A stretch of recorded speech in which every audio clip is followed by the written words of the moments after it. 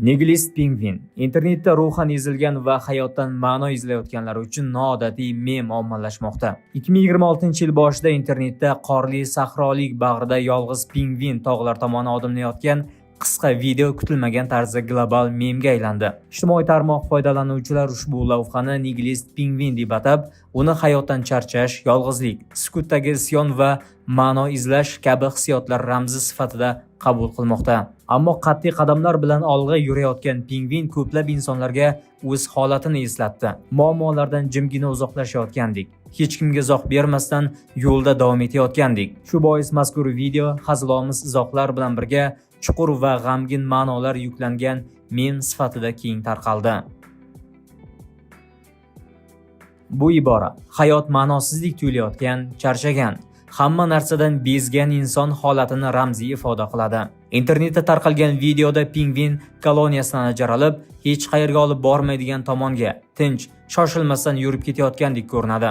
Aynan shu harakat odamlarga hammasidan bezdim, nima bo'lsa bo'lar, ma'no qolmadi degan kayfiyatni eslatgan bo'lsa ajab emas. Nigilizm hayotdagi qadriyatlar, ma'no va maqsadlarni inkor etishga moyil qarash. Shu bois ham ijtimoiy tarmoq foydalanuvchilari bu pingvinni nigilist deb atay boshladi. Aslida internetda mem bo'lgan video yangi emas.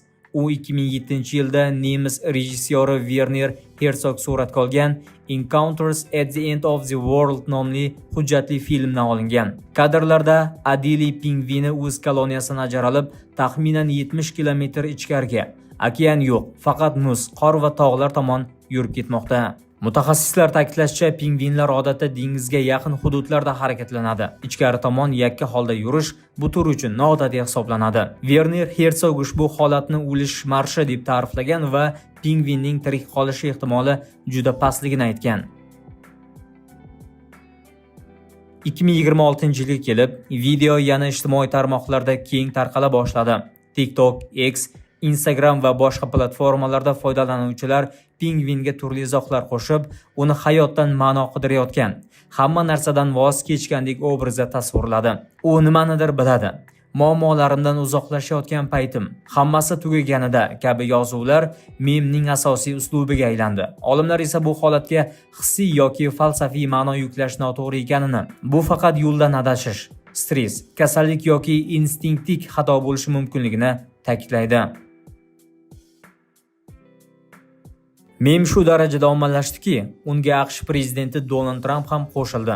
Oq uy tomonidan sun'iy intellekt yordamida yaratilgan tasvir e'lon qilindi. Unda Trump pingvin bilan birga muzli tog'lar tomon yurib ketmoqda. Pingvin AQSh bayrog'ini ushlab turgan, tog'larda esa Grenlandiya bayrog'i aks etgan. Rasmga "Embrace the Penguin", pingvinni qabul qil degan yozuv qo'shilgan. Bu holat ijtimoiy tarmoqlarda keskin muhokamalarga sabab bo'ldi. Foydalanuvchilar pingvinlar Arktikada yashamasligini Grenlandiya bilan bog'lash faktik xato ekanini ta'kidlab, postni sharmandali deb atashdi.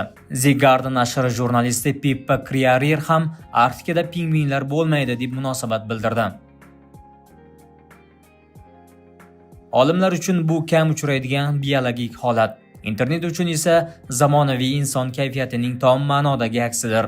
Nigilist pingvin real ma'noda falsafa qilmayapti. U shunchaki adashgan, ammo odamlar unda mutlaq o'z holati va ichki kechinmalarni ko'rmoqda. Ya'ni ba'zan tog'lar tomon yurayotgan pingvin shunchaki pingvin, ba'zan esa bu ruhiyatdagi dahshatli va chidab bo'lmas og'riq.